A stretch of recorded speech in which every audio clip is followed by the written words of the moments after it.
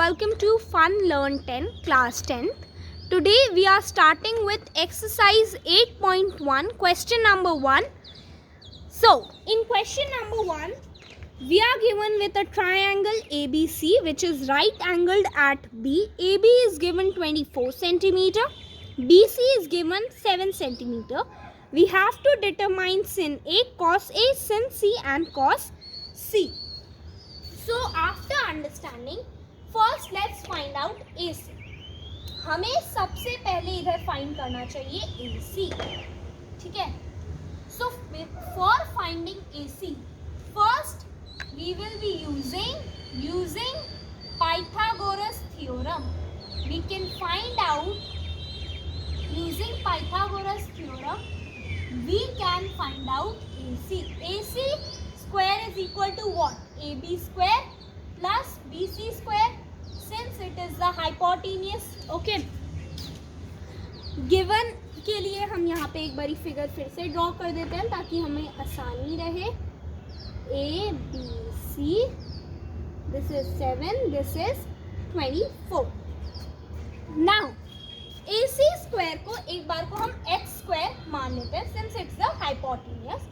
AB हमें given है 24 का स्क्वायर प्लस 7 का square. 7 square we all are aware of 49 and 24 का स्क्वायर हम एक बार को फाइंड आउट कर लेते हैं. 4 4 is 16, 1 carry, 4 2 is 8, 9 cross, 4 4 is 8, 4, 6 7 5.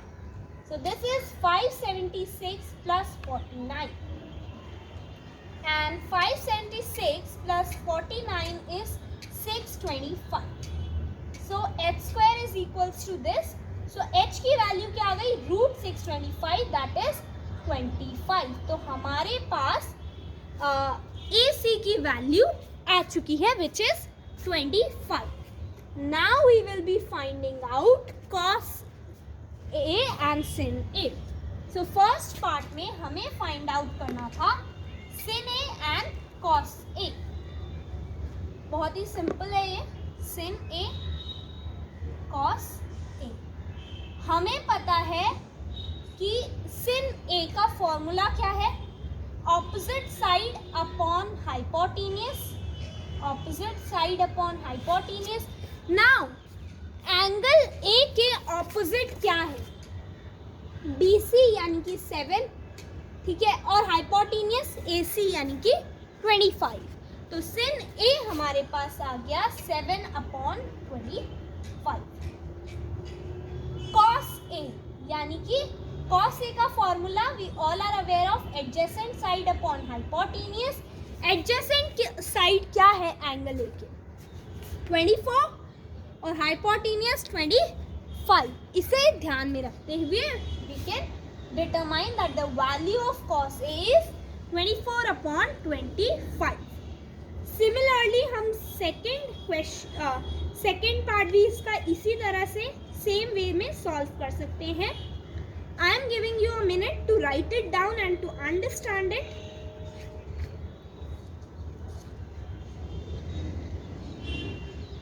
Now let's go through sin C and cos C.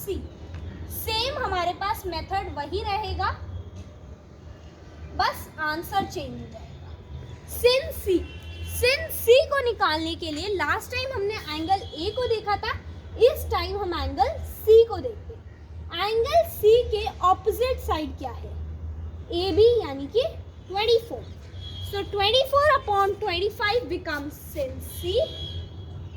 Now cos C का फॉर्मूला है adjacent side upon hypotenuse. C के एडजेसेंट क्या है? BC. So 7 upon hypotenuse that is 25. So इसका answer हो जाएगा 7/25. This was our first question. Now let's go to question number 2. Question number 2 बहुत ही ज़्यादा सिंपल है. Let's just figure it out. Question number 2 में हमें फिगर दे रखी है PQR, we are given with a right angle triangle which is right angled at Q. We are given with a triangle PQR which is right angled at Q.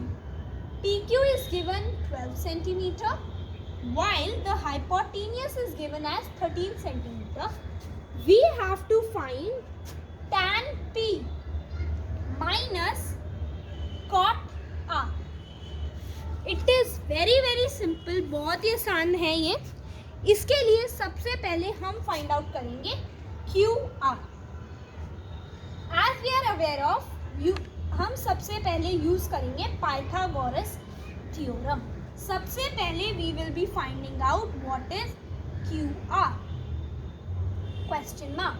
और हमारे पास जो figure है हम उसे फिर से एक बार ड्रॉ कर लेते हैं. PQR, Q और P के बीच में 12 सेंटीमीटर और हमें हाइपोटेन्यूज दे रखी है 13 सेंटीमीटर. QR का स्क्वायर प्लस PQ का square will be equal to PR का स्क्वायर. ठीक है. सो QR का स्क्वायर प्लस PQ का स्क्वायर इज 12 का स्क्वायर इज इक्वल टू 13 का square. QR is equal to 12 का स्क्वायर is 144 and 13 का square is 3 3s are 9, 3 cross 13, 169. So 169 minus 144 will be equal to QR का square. इसे हम subtract करेंगे तो आएगा 25. So रूट 25 becomes QR की वैल्यू. ठीक है. And so we got the value of QR as 5. यहाँ पाइथागोरस थ्योरम को यूज करके हमने QR की वैल्यू निकाल ली. अब हम फाइंड आउट करेंगे व्हाट इज, सिंस हमें क्वेश्चन के हिसाब से फाइंड आउट करना है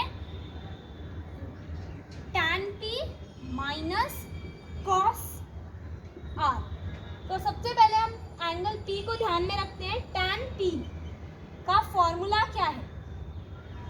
Opposite side upon adjacent side. This is the formula of tan P. So P के अकॉर्डिंग अगर हम देखें, so P के opposite side क्या हो गई? QR यानी कि 5 और P के adjacent side 12. तो हमारे पास tan P की वैल्यू आ गई 5/12. Same with cot R. cot R की वैल्यू निकाल लेते हैं. It is equal to adjacent side upon opposite side. So cot R के अंदर हम R के रेफरेंस में देखेंगे. So R के adjacent साइड हो गई 5 और opposite साइड हो गई 12. So अगर हम tan P जिसकी वैल्यू है 5/12 उसे cot R में से माइनस करें, so we will get the answer as 0. This is what we had to find out. इस तरह से क्वेश्चन नंबर 2 सॉल्व हो. So now we are starting with question number 3. sin A हमें given है 3/4. हमें कैलकुलेट करना है cos A, tan A. इसके लिए हमें sin A का फॉर्मूला पता होना चाहिए. sin A is what? Opposite side upon hypotenuse. तो हमारे पास ऑपोजिट साइड कितनी आ गई? 3x और हमारे पास हाइपोटेन्यूज कितनी आ गई? 4x. अब इसी के थ्रू हम यूजिंग पाइथागोरस थ्योरम के थ्रू हम निकाल सकते हैं एडजेसेंट साइड भी. पाइथागोरस थ्योरम के through we can find out adjacent side. Adjacent side ADJ हम इसे लेते हैं प्लस ऑपोजिट साइड का जब हम स्क्वायर करेंगे so that would be equal to hypotenuse square. So adjacent side का square will be equal to 4x whole square minus 3x whole square. So adjacent side का स्क्वायर हमारे पास क्या आ गया? 16x square minus 9x square. This is equals to 7x square. तो root 7x हमारे पास एडजेसेंट साइड की वैल्यू आ गई. सो अब हम इसके थ्रू कैलकुलेट कर लिया है हमने. तो इसके थ्रू वी कैन से कि ऑपोजिट साइड हमारे पास है 3x hypotenuse as 4x and adjacent side as root 7x. अब हमें फाइंड आउट क्या करना है, cos a. सबसे पहले calculate cos a. cos a का फॉर्मूला क्या है, adjacent side upon hypotenuse, that is root 7x upon 4x. इसे cut, so we got root 7 upon 4. Then हमें फाइंड आउट करना है tan a, which is equal to opposite side upon adjacent side. So ये हमारे पास आ गया 3x upon root 7x. So हमारे पास आ गया 3 upon root 7. This is the answer. Now अब हम आ जाते हैं क्वेश्चन नंबर 5 पे.